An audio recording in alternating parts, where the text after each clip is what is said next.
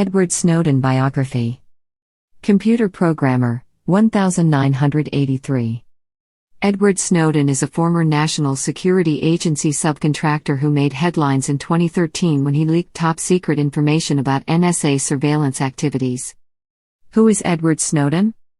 Edward Snowden, born June 21, 1983, is a computer programmer who worked as a subcontractor for the National Security Agency, NSA.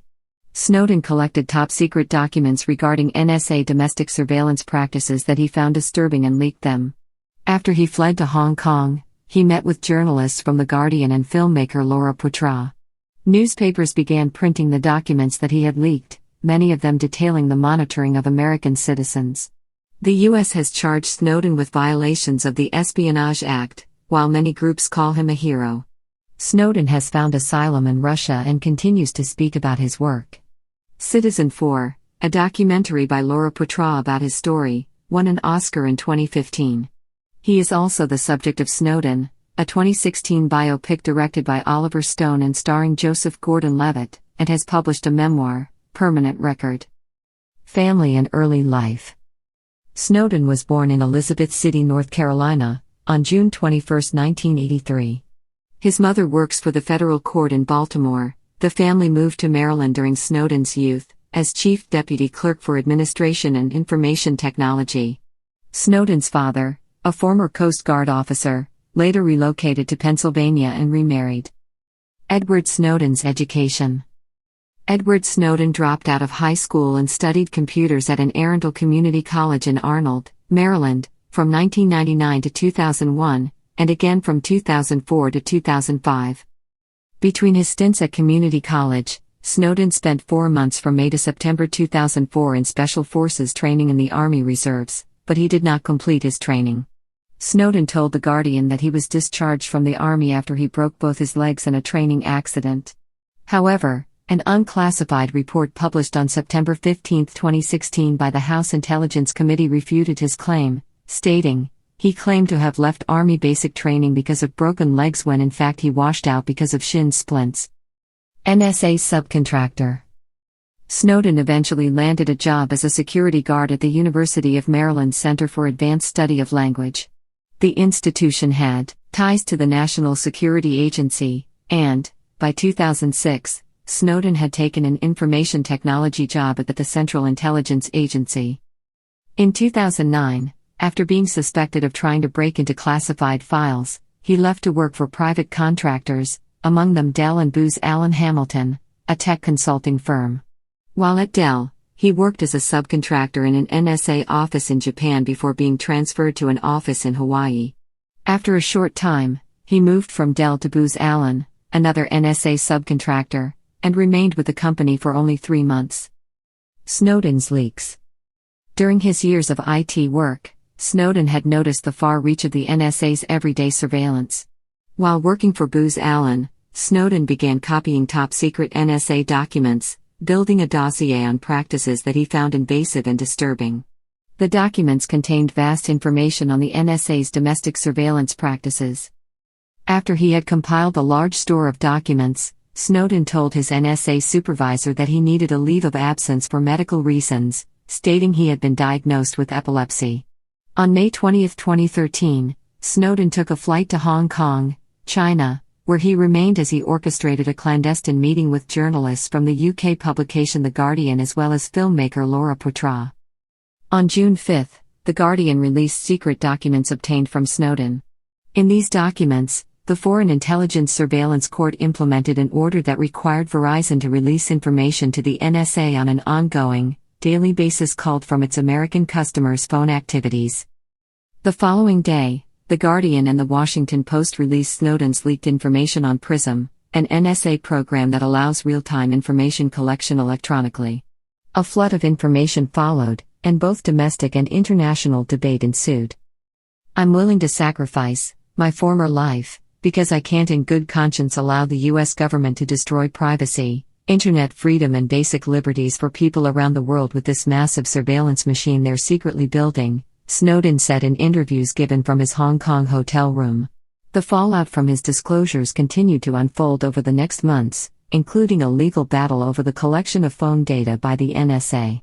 President Obama sought to calm fears over government spying in January 2014, ordering U.S. Attorney General Eric Holder to review the country's surveillance programs. Charges against Edward Snowden. The U.S. government soon responded to Snowden's disclosures legally. On June 14, 2013, federal prosecutors charged Snowden with theft of government property, unauthorized communication of national defense information, and willful communication of classified communications intelligence information to an unauthorized person. The last two charges fall under the Espionage Act. Before President Barack Obama took office, the act had only been used for prosecutorial purposes 3 times since 1917. Since President Obama took office, the act had been invoked 7 times as of June 2013. While some decried Snowden as a traitor, others supported his cause. More than 100,000 people signed an online petition asking President Obama to pardon Snowden by late June 2013. Exile in Russia. Snowden remained in hiding for slightly more than a month. He initially planned to relocate to Ecuador for asylum, but, upon making a stopover, he became stranded in a Russian airport for a month when his passport was annulled by the American government. The Russian government denied U.S. requests to extradite Snowden. In July 2013, Snowden made headlines again when it was announced that he had been offered asylum in Venezuela, Nicaragua, and Bolivia. Snowden soon made up his mind, expressing an interest in staying in Russia. One of his lawyers, Anatoly Kucherena, stated that Snowden would seek temporary asylum in Russia and possibly apply for citizenship later. Snowden thanked Russia for giving him asylum and said that in the end the law is winning. That October, Snowden stated that he no longer possessed any of the NSA files that he leaked to the press. He gave the materials to the journalists he met with in Hong Kong, but he didn't keep copies for himself. Snowden explained that it wouldn't serve the public interest for him to have brought the files to Russia, according to the New York Times. Around this time, Snowden's father, Lon, visited his son in Moscow and continued to publicly express support.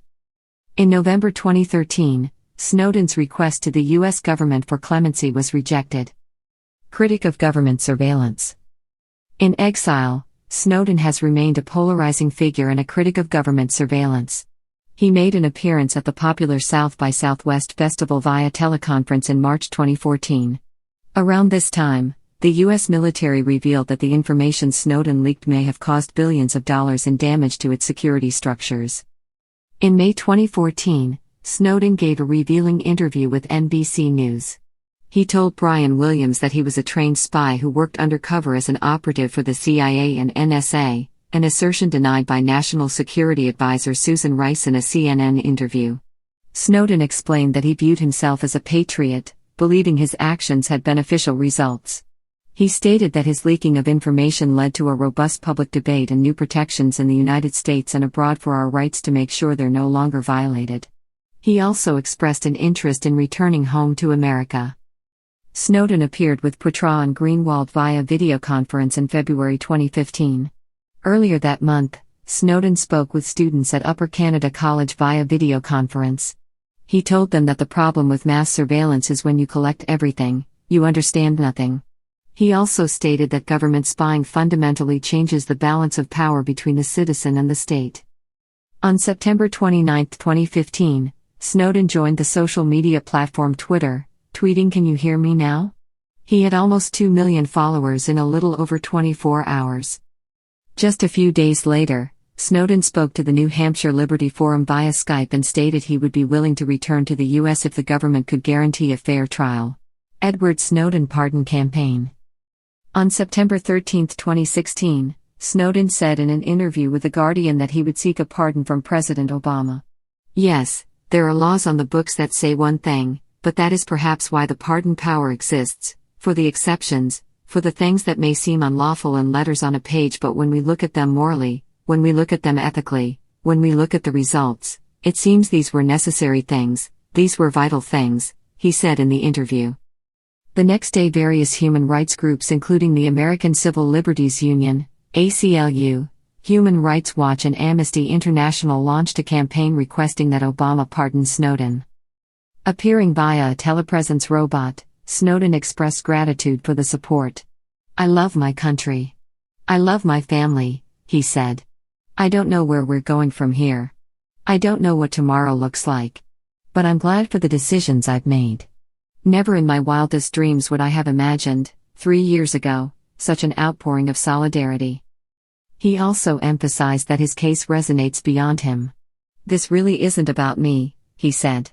"It's about us. It's about our right to dissent. It's about the kind of country we want to have." On September 15, the House Intelligence Committee released a 3-page unclassified summary of a report about its 2-year investigation into Snowden's case. In the summary, Snowden was characterized as a disgruntled employee who had frequent conflicts with his managers, a serial exaggerator and fabricator and not a whistleblower. Snowden caused tremendous damage to national security, and the vast majority of the documents he stole have nothing to do with programs impacting individual privacy interests. They instead pertain to military, defense and intelligence programs of great interest to America's adversaries, the summary of the report stated. Members of the committee also unanimously signed a letter to President Obama asking him not to pardon Snowden. "We urge you not to pardon Edward Snowden, who perpetrated the largest and most damaging public disclosure of classified information in our nation's history," the letter stated. If Mr. Snowden returns from Russia, where he fled in 2013, the U.S. government must hold him accountable for his actions. Snowden responded on Twitter saying, "Their report is so artlessly distorted that it would be amusing if it weren't such a serious act of bad faith." He followed with a series of tweets refuting the committee's claims and said, "I could go on. Bottom line, after 2 years of investigation, the American people deserve better. This report diminishes the committee." Snowden also tweeted that the release of the committee's summary was an effort to discourage people from watching the biopic Snowden, which was released in the United States on September 16, 2016. Edward Snowden and Donald Trump. In April 2014, well before becoming president, Donald Trump tweeted that Edward Snowden should be executed for the damage his leaks had caused to the U.S. Following President Trump's election, in November 2016, Snowden told viewers of a teleconference in Sweden that he wasn't worried about the government increasing efforts to arrest him. "I don't care. The reality here is that yes, Donald Trump has appointed a new director of the Central Intelligence Agency who uses me as a specific example to say that, look, dissidents should be put to death. But if I get hit by a bus, or a drone, or dropped off an airplane tomorrow, you know what? It doesn't actually matter that much to me, because I believe in the decisions that I've already made," Snowden said. In an open letter from May 2017, Snowden joined 600 activists urging President Trump to drop an investigation and any potential charges against WikiLeaks founder Julian Assange for his role in classified intelligence leaks. Where is Edward Snowden now? As of 2019, Edward Snowden was still living in Moscow, Russia. However, in February 2016 he said that he'd return to the U.S. in exchange for a fair trial. In February 2017, NBC News reported that the Russian government was considering handing him over to the U.S. to curry favor with President Donald Trump, although Snowden remains in Russia. Movies on Edward Snowden. In 2014, Snowden was featured in Laura Poitras' highly acclaimed documentary Citizen4. The director had recorded her meetings with Snowden and Guardian journalist Glenn Greenwald. The film went on to win an Academy Award in 2015. "When the decisions that rule us are taken in secret, we lose the power to control and govern ourselves," said Poitras during her acceptance speech. In September 2016, director Oliver Stone released a biopic, Snowden, with Edward Snowden's cooperation. The film stars Joseph Gordon-Levitt in the lead role and Shailene Woodley playing girlfriend Lindsay Mills. Memoir, Permanent Record.